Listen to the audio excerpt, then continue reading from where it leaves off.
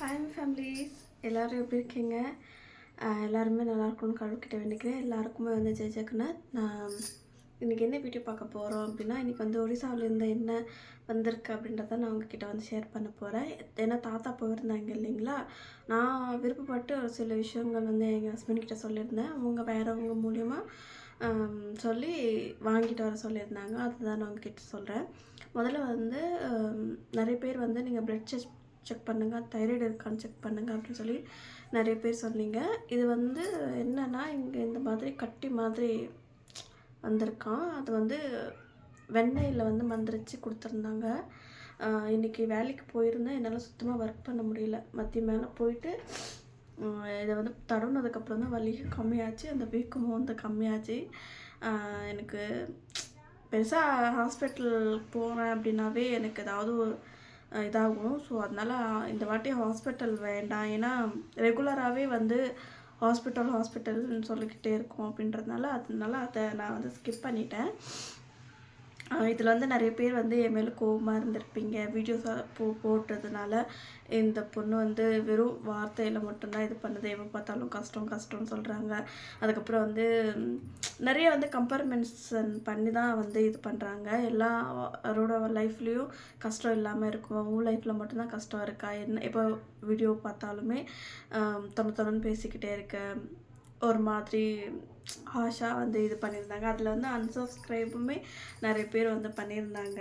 அது எனக்கு அது வந்து பெருசாகவே தோணலை. ஏன்னா நம்ம ஃபீலிங்ஸ், நம்மளோட கஷ்டம் அதுதான் உங்ககிட்ட சொல்கிறேனே ஒழிய, இது வந்து ஒரு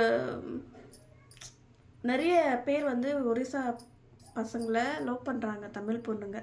அதுவும் இந்த ரொம்ப மிடில் கிளாஸில் இருக்கும்போது பாசத்துக்கு ஏங்குறாங்க பார்த்தீங்களா, அவங்க தான் இந்த மாதிரி தப்பு பண்ணுவாங்க. ஏன்னா ஒரு சின்ன லவ் பண்ணுறதுக்கு முன்னாடி அவங்க காட்டுற அன்பு அது வந்து ரொம்ப இந்த உலகத்திலே ஒரு பெரிய கிஃப்ட்டுன்ற மாதிரி தான் நம்மளுக்கு ஃபீல் பண்ண வைப்பாங்க. அதுக்கப்புறம் தான் என்ன ஏதுன்றதை நம்மளுக்கு தெரியும். ஸோ அந்த மாதிரி இருக்கக்கூடாதுன்ற ஒரே ஒரு காரணத்துக்காக மட்டும்தான் நான் அந்த விஷயத்த வந்து ஷேர் பண்ணேன். பட் இந்த அளவுக்கு வந்து நீங்கள் இதை இந்த மாதிரி எடுத்துப்பீங்கன்னு நான் எடுத்துக்கிட்டு நினைக்கல.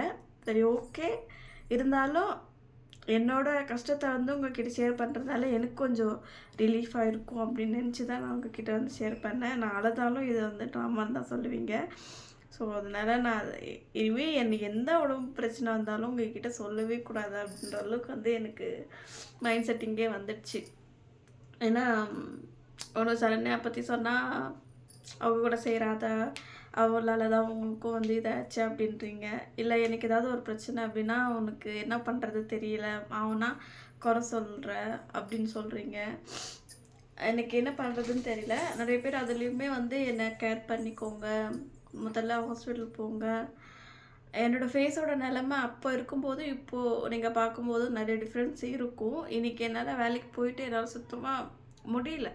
உங்களுக்கே தெரியும், நான் ஒரு விஷயத்த இப்போ யோசிக்கிறேன் அப்படின்னா அதுலேருந்து என்னால் மீண்டு வர முடியல. என்னடா இப்போ வரும் அந்த 30,000 தொலைச்சதுனாலே இப்படி எல்லாமே பண்ணுறாங்க, ஒரு 30,000 அப்படின்ட்டு.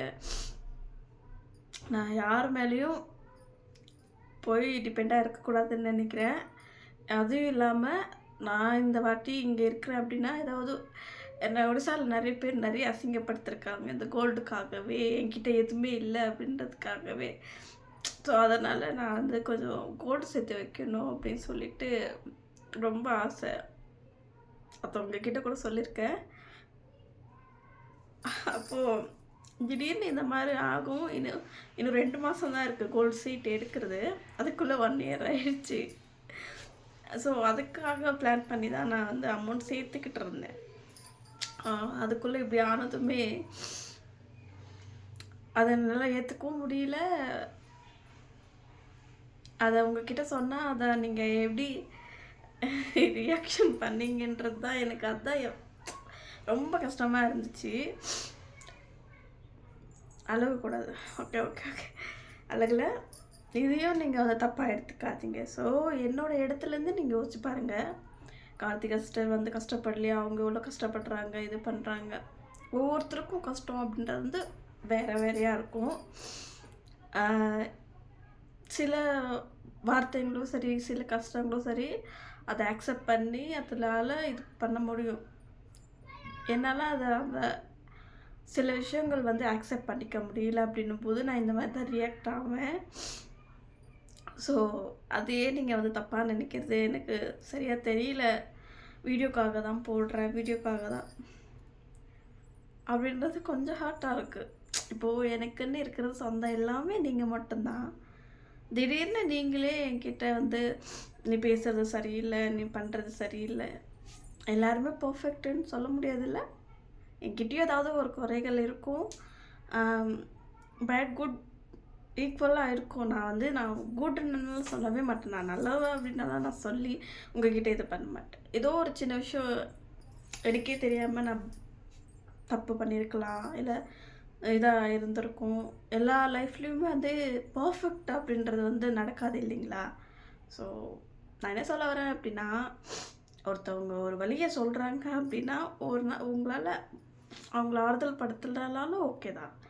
பட் அதை குத்தி பேசுகிற மாதிரி வேண்டாம் அப்படின்னு தான் நான் சொல்கிறேன். நான் பேசிக்கிட்டே இருக்கேன், இது பண்ணுறேன் அப்படின்னு தான் உங்களுக்கு தெரியுது. நான் அந்த மாதிரி பேசினா தான் என்னோடய மனசுக்கு கொஞ்சம் ஆறுதலாக இருக்கும். அதுலேயும் நிறைய பேர் வந்து எனக்கு பாசிட்டிவாக தான் கமெண்ட் போடுவாங்க. அதை படிக்கும்போது எனக்கு கொஞ்சம் ஹாப்பியாக இருக்கும். ஸோ அதனால தான் என்னோடய ப்ராப்ளமை வந்து உங்ககிட்ட சொல்கிறேன்.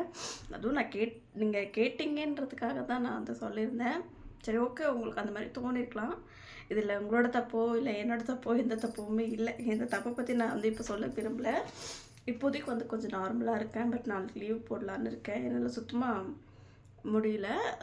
எப்படியும் இன்னொரு 2-3 மாதம் இருக்கான் கம்பெனி. அது வரைக்கும் கொஞ்சம் சந்தோஷம். அதுக்குள்ளே வந்து என்னோடய கடனும் தீர்ந்துடும். அதுவும் கொஞ்சம் இன்றைக்கி அவுட்டி போயிட்டு வந்துட்டேன். அதுக்கப்புறம் போயிட்டு இந்த வெண்ணெய் சொல்லுவாங்கள்ல, அதை வந்து மந்திரிச்சு தடவி விட்டுருக்கேன். இங்கே பாருங்கள், இந்த இடத்துல இங்கே மட்டும் வலி மதியம் சரியான வலி. ஆனால் இதை அவங்க மந்திரிச்சு போட்ட உடனே வலி எல்லாம் அப்படியே காணாமல் போயிடுச்சு. அப்போ தான் எனக்கு வந்து கொஞ்சம் ரிலாக்ஸ் ஆகிடுச்சு. நிறைய பேர் அம்மா போட்டிருக்கா அப்படின்னு எல்லாம் கேட்டிருந்தாங்க. அம்மாலாம் போடலைங்க, காலெல்லாம் வீக்கெல்லாம் கம்மியாயிடுச்சு. இப்போ ஓகே தான். சரி, ஓகே, நான் ரொம்ப உலகம் பேசுறேன்னு நினைக்கிறேன். அதிகமாக உங்களுக்கு வந்து ரொம்ப பேசுறது பிடிக்காதுன்னு நினைக்கிறேன். ஏன்னா நான் ரொம்ப பேசுகிறேன். சரி, ஓகே, இடையில வேறு லூஸ் தனமாக பண்ணுறேன். எனக்கு பிடிச்ச விஷயங்கள் வந்து என் ஹஸ்பண்ட் கிட்ட சொல்லியிருந்தேன், முன்னாடி சொல்லியிருந்தேன். அதை ஞாபகம் வச்சு எடுத்துகிட்டு வந்திருக்காங்க அப்படின்றது ரொம்ப சர்ப்ரைசிங்காக இருக்குது. முதல்ல என்னன்னு பார்க்கலாமா? ஐயோ, கீழே விழுந்துருச்சு. நான் வந்து ரசகுல்லா கேட்டேன். இது வந்து சென்னா கோச்சா அப்படி சொல்லுவாங்க. இது வந்து செம்ம டேஸ்டாக இருக்கும். இதுக்குள்ளே வந்து இந்த மாதிரி இருக்கும். எனக்கு இது அந்தளவுக்கு வந்து பிடிக்காது. என்னோடய ரசகுல்லா டேஸ்ட் தான் இருக்கும். ஆனால் செம்ம ஸ்வீட்டுங்க, வாயிலே வைக்க முடியாது. கிட்டத்தட்ட 1 கிலோ வந்து வாங்கிட்டு வந்திருக்காங்க ஒடிசாலேருந்து. நான் மிக்சர் வாங்கிட்டு வர சொல்லியிருந்தேன், அதை மறந்துட்டாங்க. அதுக்கப்புறம் பார்த்தீங்க அப்படின்னா கருவாடு. என் ஹஸ்பண்ட்க்கு இந்த கருவாடுனா ரொம்ப ரொம்ப ரொம்ப பிடிக்குங்க. என்ன இருக்கோ இல்லையோ 1 kg இருக்குதுன்னு சொன்னாங்க. என்ன இருக்கோ இல்லையோ கருவாடு வந்து முதல்ல அவருக்கு வந்து ஸ்பெஷலாக தான் இருக்கும். வெறும் சாப்பாடு செஞ்சுட்டு குழம்பு மட்டும் வச்சுட்டு இது கொடுத்துட்டாங்க, சாப்பிட்டுப்பாரு. இன்னொரு பொருள் என்ன அப்படின்னு பார்த்தீங்கன்னா, டென்டடாயின், இது வந்து 1/2 லிட்டர் இருக்குது. இதுக்கு வந்து 600 rupees வாங்கினாங்களாம். நெய், சுத்தமான நெய். கலரை பார்த்தாவே உங்களுக்கு தெரியும்னு நினைக்கிறேன் எந்த அளவுக்கு வந்து பியூராக, இதில் எந்த ஒரு கலப்படமும் இல்லாமல் அப்படியே வெண்ணெயை எடுத்து உருக்கி நெய் செஞ்சுருக்காங்க. இது வந்து எங்கள் ஹஸ்பண்ட் தெரிஞ்சவங்க கிட்ட வாங்கினது. இந்த வாட்டி நான் எதுவுமே என் மாமியார் கிட்ட வந்து நான் கேட்கவே இல்லை, அவங்களும் எதுவும் கொடுக்கல. பட் இது எனக்கு ரொம்பவே பிடிச்சிருக்கு. நல்லா இருக்குங்களா நெய்? அதுவும் ஒடிசாவில் இருக்கிற நெய் வந்து ரொம்பவே பியூராக இருக்கும். அதுவும் இல்லாமல் இந்த வெறும் சாப்பாட்டுக்கு, சுடு சாப்பாட்டுக்கு போட்டு சாப்பிட்றோன்னா அவ்வளோ டேஸ்ட்டாக செம்மையாக இருக்கும். எனக்கு ரொம்ப பிடிக்கிறது இதுதான். எனக்கு இது 2 கூட ஆவரேஜ் தான். பட் இது வந்து ரொம்பவே பிடிக்கும். எனக்கு முதல்ல எல்லாமே வந்து நெய்யெல்லாம் பிடிக்கவே பிடிக்காது. எங்கள் வீட்டில் இருக்கும்போது நான் சாப்பிடவே மாட்டேன். எங்கள் அம்மா அப்போ எல்லாமே கொடுத்து சாப்பிட சொல்லுவாங்க. ஏதாவது வாயில் கொப்பளம் ஆயிடுச்சு அப்படின்னா சூட் பண்ணி வைப்பாங்க. இது லிப்ஸ்க்கு எல்லாமே ரொம்ப சூப்பராக இருக்கும். அதனால் அப்போல்லாம் சாப்பிடவே மாட்டேன். இப்போ இன்னுமே வந்து அது கட்டி ஆகாமல் இருக்குது. கட்டி ஆகிடுச்சின்னு வச்சுக்கோங்களேன். அதை எனக்கு எப்படி பிடிக்கும்னா, அந்த கட்டி ஆனதுக்கப்புறம் அந்த இப்படி வச்சு எடுத்து சாப்பிடும்போது எனக்கு ரொம்ப பிடிக்கும். உங்களுக்கு யாராருக்கு எல்லாமே இப்படி பிடிக்கும் அப்படின்றத மறக்காமல் வந்து கமெண்ட்டில் சொல்லுங்கள், ஓகேவா? எனக்கு ரொம்பவே பிடிக்கும் இந்த மாதிரி. அந்த 3 பொருள் தான். பட் இன்னும் நிறைய பொருள் வந்து சொல்லியிருந்தேன். பட் அப்போதைக்கு வந்து எதுவும் இது பண்ணல போல் இருக்குது. இப்போதைக்கு வந்து இது வந்திருக்கு. ரொம்ப ரொம்ப ஹாப்பியாக இருக்குது. நீங்கள் நினைப்பீங்க, என்ன என் மாமியார்கிட்ட வந்து எதுவுமே சொல்லலை அப்படின்னு சொல்லிட்டு. பட் எங்களுக்குள்ளே கொஞ்சம் உங்களுக்கே தெரியும் இந்த மாதிரி ப்ராப்ளம் போயிட்டுருக்கு அப்படின்றதுனால நான் அவங்கக்கிட்ட ஃபோனும் பண்ணதில்லை. என்னோடய உடம்பை பற்றியும் நான் அவங்கக்கிட்டவும் சொன்னதில்லை. மேபி என் ஹஸ்பண்ட் சொல்லியிருப்பாங்க. அவங்களும் எனக்கும் ஃபோன் பண்ணதில்லை. சரி, நானும் அவங்களுக்கு ஃபோன் பண்ணல. பட் அப்படியே இருக்கிறாங்களா அப்படின்னா இருக்க முடியாது இல்லைங்களா? என்னதான் அவங்க அந்த மாதிரி இருந்தாலும் நம்மளால் அந்த மாதிரி இருக்க முடியாது இல்லையா? ஓகே, அவங்களுக்கும் வந்து உடம்பு சரியில்லை. என்ன ஏதுன்றது எனக்குமே வந்து சரியாக இது பண்ணல. ஏன்னா அவங்களுக்கு அடிக்கடி வந்து கால் என்னவோ வீங்குது அப்படின்னு சொல்லிக்கிட்டு இருந்தாங்க. ஹாஸ்பிட்டலுக்கு வந்து போயிட்டு வந்தாங்க முந்தா நேற்று அப்படின்னு ஹஸ்பண்ட் சொன்னாங்க. வீட்டு வேலை இப்போதைக்கு வந்து ஸ்டாப் பண்ணிட்டோம். நெக்ஸ்ட் இயர் தான் எல்லாம் கடன் எல்லாமே தீர்த்துட்டு. என்ன ஒரு டிசப்பாயிண்ட் அப்படின்னா, நான் ஒரு பிளான் பண்ணி இதை வாங்கணும்னு நினச்சேன். பட் இப்போ அந்த 30,000க்கு அப்படி போனதுனால பிளானே வந்து கொஞ்சமாக சுருங்கிடுச்சு. ஸோ அதனால் ரொம்ப டிசப்பாயிண்ட்டாக இருக்கேன். சரி, எவ்வளோ நான் கட்டியிருக்கேனோ அதுக்கான இது மட்டும்தான் எடுக்கிற மாதிரி இருக்கும். திருப்பி இன்னொரு வாட்டி போட்டுட்டு டபுளாக நம்ம எடுத்துக்கலாம், இல்லை கண்டினியூ பண்ணலாமான்னு கேட்குறேன். கண்டினியூ பண்ணுறேன் இன்னொரு வருஷத்துக்கு அப்படின்னா அந்த அமௌண்ட்டும் இந்த அமௌண்ட்டும் சேர்த்து அடுத்த வருஷத்துக்கு வந்து சேர்த்து ஏதாவது வந்து வாங்கிக்கிறேன். இல்லை எடுக்கணும் அப்படின்னா கண்டிப்பாக எடுத்துகிட்டு ஏதாவது வந்து வாங்கணும். ஏன்னா நம்மளுக்கு வந்து செய்கூலி சேதாரம் எதுவும் இருக்காது. ஸோ கோல்டுக்கான அமௌண்ட்டு மட்டும் தான் நம்ம கட்டுற மாதிரி இருக்கும். இந்த மாதிரி நகை போடுறோம் அப்படின்னா மந்த்லி 2,000 கட்டுவேன். இப்போதைக்கு வந்து 10 மாதம் ஆயிருக்கு. அதனால் 20,000 ஆயிருக்கு. கையில் இருந்துச்சுன்னா கண்டிப்பாக இருந்திருக்காது. ஸோ அதனால் முடிஞ்ச அளவுக்கு வந்து சின்ன ஒரு இதாக பார்த்து எடுத்துக்கலாம். அப்படி இல்லைனாலும் நெக்ஸ்ட்டு இயருக்கு கோல்டு வந்து கம்மி ஆகுதுன்னு சொல்லியிருக்காங்க. கம்மி ஆச்சு அப்படின்னா ஓகே தான். போன வாட்டி வந்து 14,100 இருந்துச்சு 1 கிராம். இந்த வாட்டி போன ஞாயிற்றுக்கிழமை புதன்கிழமை கட்டினேன்னு நினைக்கிறேன். என் ஹஸ்பண்ட் கிட்ட கொடுத்து கட்ட வச்சுருந்தேன். 13,100 கம்மியாக இருக்குது. 1,000 வந்து கம்மியாக இருக்குது. உண்மையாகவே ரொம்ப ஷாக்கிங்காக இருக்குது. 2 மாதத்துக்கு முன்னாடி வந்து 14,100. இப்போ பார்த்தீங்க அப்படின்னா 13,100. நான் ஸ்டார்டிங் கட்டும்போது 10,800 இருந்துச்சு. அப்போது 1 கிராம் வாங்கியிருந்தோம் அப்படின்னா மேக்ஸிமம் ஒரு 30,000 இருந்திருந்தால் கூட 3 கிராம் வாங்கியிருக்கலாம். ஆனால் இப்போது இருக்கிற சுச்சுவேஷனுக்கு அவ்வளோ வாங்க முடியாது. ஓகே, உங்களுக்கு வந்து இந்த பொருளை எதுவும் உங்களுக்கு வந்து ரொம்ப பிடிச்சிச்சு அப்படின்றத மறக்காம வந்து கமெண்ட்டில் சொல்லுங்கள். நாளையிலேருந்து நம்ம வந்து தொடர்ந்து டே விலாக்ஸு, நைட் விலாக் அந்த மாதிரி வந்து உங்கள்கிட்ட வந்து ஷேர் பண்ணுறேன். ஓகே, ரொம்ப வல்லன்னு பேச விரும்பலை. தயவு செஞ்சு நீங்கள் தப்பாக புரிஞ்சிக்காதீங்க. நான் என்ன பேச வரேன்றதை புரிஞ்சுக்கோங்க. நான் பேசுகிறேன்றது தான் உங்களுக்கு இதாவது.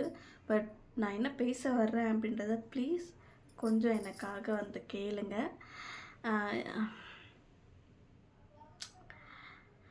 ஐ ஹோப் நீங்கள் என்னை புரிஞ்சுப்பீங்கன்னு நினைக்கிறேன். இதுக்கப்புறம் எக்ஸ்பிளைன் பண்ணணுன்னு அவசியம் இருக்காது. Okay, bye bye. எல்லாருக்கும் குட் நைட், ஸ்வீட் ட்ரீம். நல்லா தூங்குங்க. எப்போவுமே ஹாப்பியாக கலகலன்னு சிரிச்சுக்கிட்டே இருங்க. Bye bye. இஷ்குவா.